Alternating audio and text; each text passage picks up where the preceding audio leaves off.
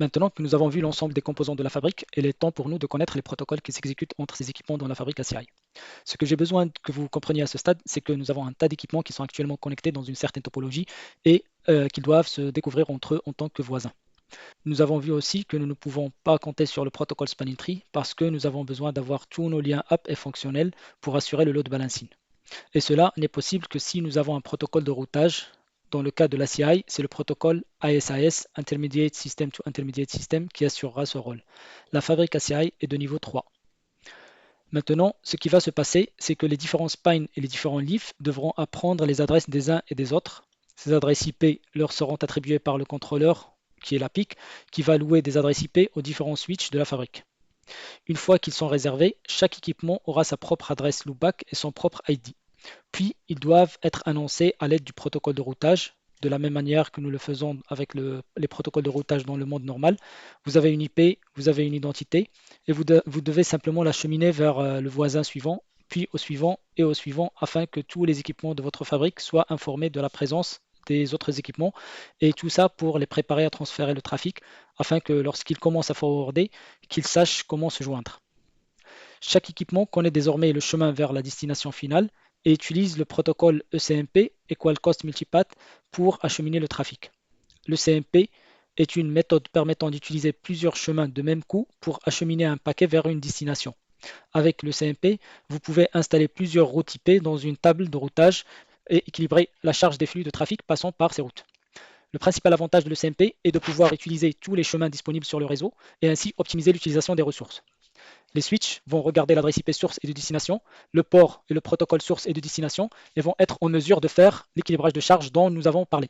Maintenant que nous avons construit la fabrique, que nous avons un protocole de routage en cours d'exécution et que tous les switches spine et leaf peuvent se joindre, connaissent la présence des uns et des autres et ils ont les adresses IP dans les tables de routage, nous nous attendons à ce que le trafic circule. D'où vient le trafic qu'on a dit? Le trafic provient évidemment des serveurs que nous avons dit sont connectés exclusivement au leaf. Nous ne connecterions jamais les serveurs sur des spines.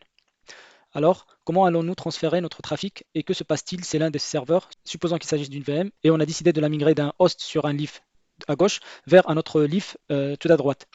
Nous devons aborder un point très important ici, qui est le mapping entre les endpoints, qui est dans ce cas notre VM, et le leaf. Comme dans les designs réseau traditionnels, le périphérique physique est toujours lié à sa passerelle. Si vous le déplacez, vous devez modifier l'adresse IP de la gateway, car il s'agit d'un autre équipement physique auquel vous vous êtes connecté. C'est pourquoi nous devons avoir un réseau overlay, c'est-à-dire une sorte de protocole qui dissocie l'emplacement de l'endpoint de l'infrastructure physique. C'est comme si nous allons, entre parenthèses, mentir aux serveurs ou aux endpoints en leur faisant croire que, où qu'ils aillent, ce sera exactement le même leaf sur lequel ils sont connectés, qu'ils sont connectés toujours à la même gateway. Ceci sera possible grâce à une technologie appelée VXLAN, Virtual Extensible LAN. On connaît tous les VLAN, maintenant on a rajouté un X. Mais à quoi correspond cette extension? Avec les VLAN, nous avons un maximum de 4096 ID, alors qu'avec les VXLAN, on peut aller jusqu'à 16 millions. Nous aurons donc un niveau 2 sur un niveau 3. Nous avons déjà exécuté la couche 3 avec le protocole ASAS et le but principal était d'assurer le neighboring des spines et des leafs. Maintenant, nous exécutons la couche 2 en dessus pour le forwarding des data dans la fabrique. La chose la plus importante à ce sujet ici, on ne regardera jamais le trafic lui-même. Votre trafic sera toujours encapsulé dans un en-tête externe, VXLAN, et envoyé dans la fabrique. La fabrique fait quelque chose qu'on appelle la normalisation, qui ajoute un en-tête au paquet, qui est le VXLAN header. La taille du header VXLAN est de 50 bytes, qui donneront de la pertinence au trafic vis-à-vis des leafs. Pour qu'un leaf puisse transférer le trafic, il doit connaître où exactement doit-il l'envoyer. Donc, dans cette en-tête, dans ce header de 50 octets, vous aurez l'adresse IP du leaf source et celle de destination. Nous ne les appelons pas adresse IP leaf, car leaf et spine sont des nomenclatures de point de vue topologie ACI. On les appellera VTEP, VXLAN Tunnel Endpoint. Ainsi, chaque switch, lorsqu'il reçoit le trafic, doit connaître le prochain VTEP pour pouvoir envoyer le trafic vers lui. À la sortie, le switch de réception devra restaurer le trafic dans son format d'origine, c'est-à-dire sans le header VXLAN, parce que les endpoints ou les serveurs ne connaissent pas ce header et n'a de sens que dans la fabrique ACI. La bonne nouvelle est que nous n'avons pas à se soucier de ces deux protocoles, ni ASAS ni VXLAN, car ils sont gérés automatiquement par la fabrique. Autre chose est que le NTU doit être au moins 1550 bytes, 1500 d'origine, plus 50 bytes de header VXLAN. Le NTU des Cisco ACI fabrique est de 9150 bytes, et celle des ports d'accès est de 9000 bytes, donc largement plus grand et permet d'utiliser d'autres bytes dans le header VXLAN pour plus de pertinence dans les flux. Par exemple, le source groupe appelé policy bit qui, quand sa valeur égale à 0, la policy est appliquée sur le leaf, et si égale à 1, la policy ne sera pas appliquée.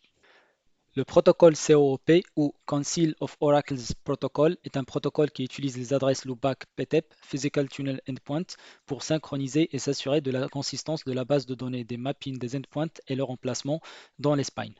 Il définit les rôles des spines appelés Oracle et des leafs appelés Citizens.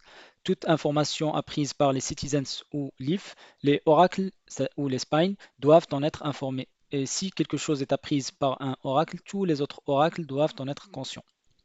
Le protocole MP-BGP, multiprotocole BGP, lui aussi fonctionne avec les PTEP loopback et permet la redistribution des routes externes au sein de la fabrique. L'adresse IP PTEP est une IP fournie par la PIC faisant partie du subnet infrastructure en tant qu'interface loopback.